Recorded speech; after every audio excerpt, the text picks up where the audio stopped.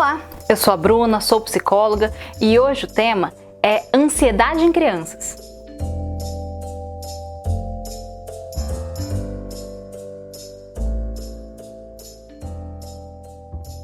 E quem deu sugestão desse tema foi a minha amiga Karina, que tem 2 filhos e entende bem sobre essas coisas, né?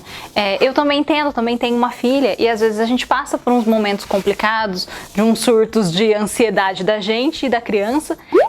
O disco voador. Posso pegar?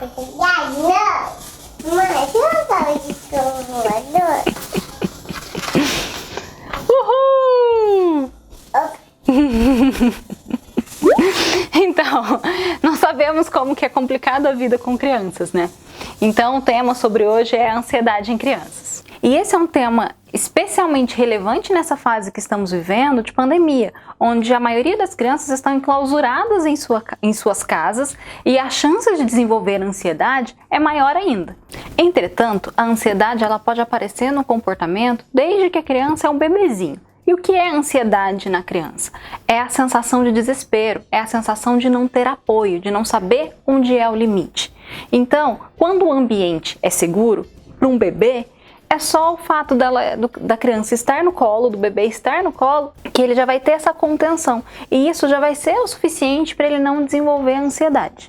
E conforme essa criança vai crescendo, esse ambiente ele vai se ampliando, né? Ele vai saindo do colo, vai se transformando nas relações intrafamiliares e depois nas relações sociais. E se esse ambiente for seguro, for suficientemente bom, teoricamente, essa ansiedade vai estar contida e a criança não vai desenvolver um comportamento ansioso.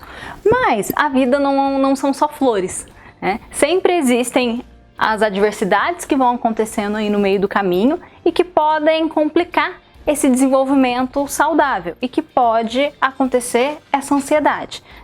Entendendo que quando a gente fala de ambiente para criança, não é um ambiente físico, não é uma casa maravilhosa, confortável, nem nada disso. São essas relações, essas pessoas que precisam estar estáveis emocionalmente para conseguir conter essa criança no momento de desespero.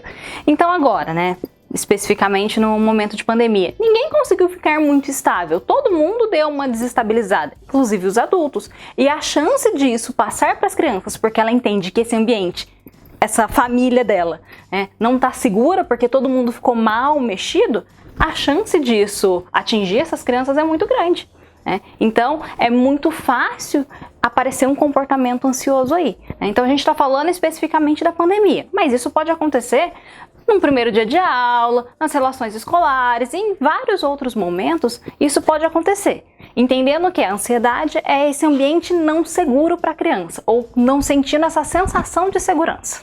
Se a criança presencia muitas brigas, ou os adultos que convivem com ela apresentam preocupações excessivas, ou seja, psicologicamente ela entende que esse ambiente não é seguro, pode ser que ela desenvolva essa ansiedade, ou por cópia mesmo, né? Porque ela entende que todo mundo está muito preocupado e ela fica preocupada também, sem ainda ter consciência do porquê ela está preocupada, mas sim, ela fica, né? Ou porque ela está presenciando brigas e aí ela fica com medo, não tem apoio, não tem aonde ela recorrer, né? E isso causa essa sensação de ansiedade. Como identificar se a criança está passando por alguma coisa relacionada à ansiedade?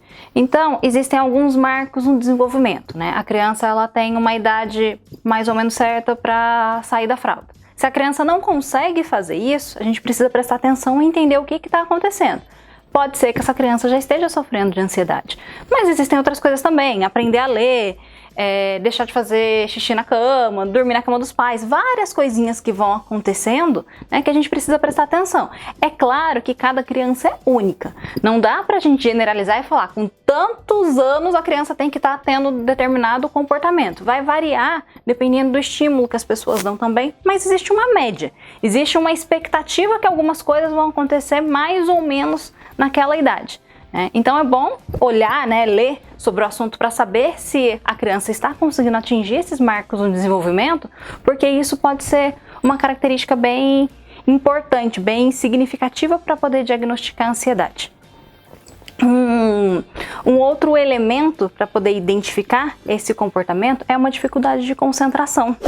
Então, se a criança tiver achando muito difícil estudar, não conseguir ficar parada naquele lugar, e fica, né? A gente sempre percebe um comportamento físico de perninha mexendo, não consegue olhar, se distrai com uma poeirinha voando, né? Precisa prestar atenção ali, porque pode ser que a criança seja só distraída, mas existe uma grande chance dela estar desenvolvendo um comportamento ansioso. O que a gente precisa fazer é tentar internalizar essa segurança. A criança, ela precisa sentir esse apoio, ela precisa sentir essa segurança dentro dela, né? E eu acho que é importante prestar atenção.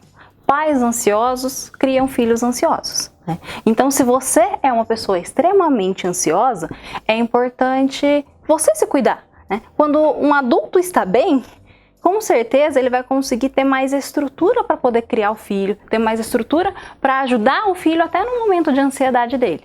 Então, se cuide também. Olhe para você. Se você estiver bem, você vai conseguir ter estrutura para cuidar dessas crianças, tá bom?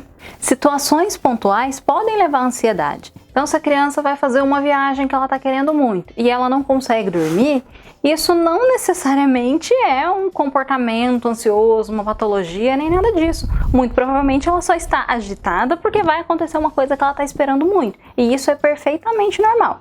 O grande problema não é ansiedade em situações pontuais. É a ansiedade em situações rotineiras. Então, todos os dias a criança vai fazer a tarefa e ela não consegue se concentrar, ela fica agitada, pensa em todas as coisas, grita e não fica sentada. Isso que ela faz todos os dias e tem esse comportamento ansioso, provavelmente está relacionado com alguma patologia e precisa ser tratada. Um outro ponto que também a gente precisa levar em consideração é que a vida agitada dos últimos tempos também tem causado muita ansiedade.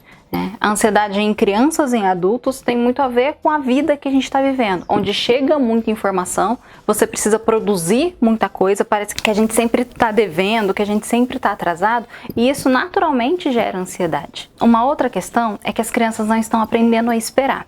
Por exemplo, quando a gente era criança, o desenho passava em determinado horário. E se a gente quisesse assistir, tinha que esperar o horário daquele desenho, né? Não tinha outra alternativa. Hoje, a gente tem alternativa. A gente liga lá, né? Coloca no YouTube, coloca na Netflix, coloca em todas essas plataformas para a criança ficar assistindo desenho o dia inteiro. E não tem problema ela assistir desenho. Não é essa a questão. O problema é se a gente coloca a criança para assistir isso o tempo todo porque a gente não dá conta dela. A criança, ela precisa brincar, a criança precisa correr, a criança precisa fazer outras coisas também. Então, muitas vezes, os pais, por comodidade, acabam enfiando um celular na mão das crianças para não precisar dar atenção para a criança. E aí ela não vai aprendendo a desenvolver essa paciência, que era do tipo, espera, agora a gente está fazendo tal coisa. E uma maneira de ajudar nessa ansiedade da criança é o adulto também controlando essa ansiedade. Na hora, a criança está pedindo atenção, dá atenção para ela, vê o que acontece. Vamos viver cada momento de uma vez. Na hora de comer, é hora de comer. Não é hora de ficar no celular e outras coisas, né? Na hora de brincar, é hora de brincar. Vamos viver cada coisa no seu tempo. Se a gente consegue fazer isso, a gente consegue passar essa segurança, esse apoio que eu estou falando desde o começo para a criança. E ela vai aprendendo a esperar. Se ela não aprender a esperar, se ela não desenvolver paciência, a chance dela ter ansiedade é quase que automática. Uma outra dica é estimular as brincadeiras que não tenham a ver com a tecnologia. Isso pode ajudar bastante a controlar a ansiedade e a criança entender se é a vez dela, se é a vez de outro.